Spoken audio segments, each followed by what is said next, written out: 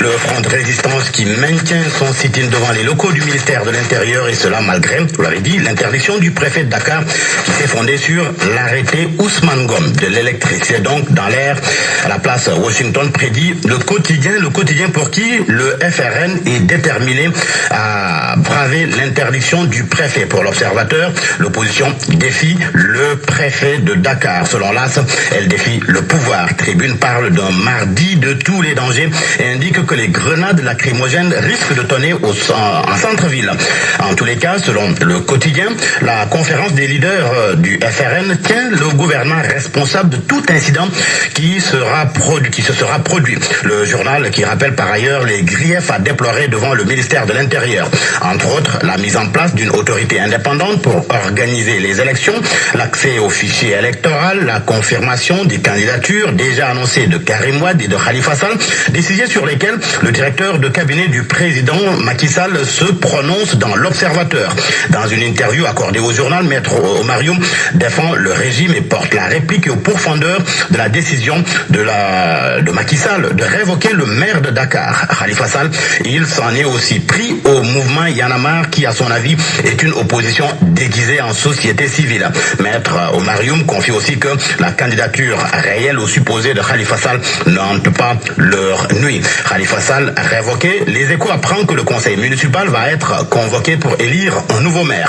Selon mon confrère, l'intérim est assuré par le premier adjoint et le préfet de Dakar va convoquer incessamment les conseillers municipaux, et c'est non sans souligner que pour le moment une délégation spéciale n'est pas envisagée par les autorités. Une chose pour le moins sûre aux yeux de Momar Seyni Ndiaye, après la révocation, c'est la perte de son poste de député, de son autorité parentale ainsi que de son droit à diriger un parti ou une entreprise. Le journaliste l'a fait savoir dans le quotidien Source A. De quoi faire dire au journal que Momar Seyni Ndiaye prédit la nuit pour Khalifa Sall.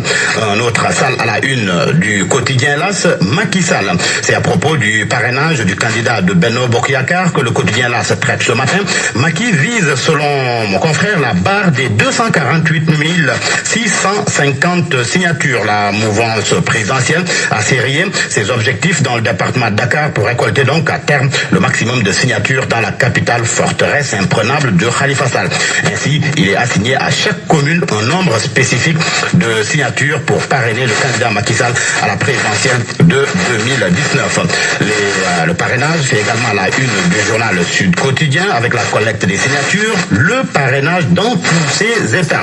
À Dakar, les candidats à l'assaut de la capitale, à Bourg, un duel réuni Benno Bokk Yakaar.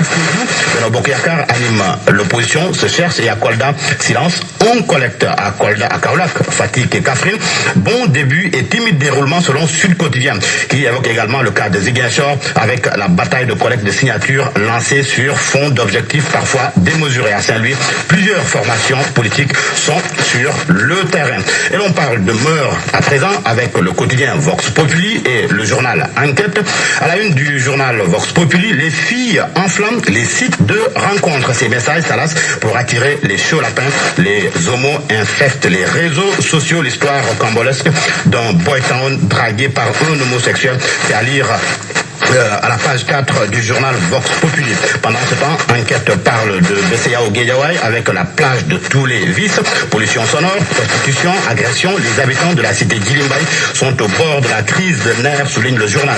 Et un imam qui a confié au journal Enquête, une fois un homme ivre a fait pipi sur le perron de la mosquée. Le concert de Wally Seck samedi dernier sur la plage a fait entrer les jeunes Lions dans le combat contre les dérives.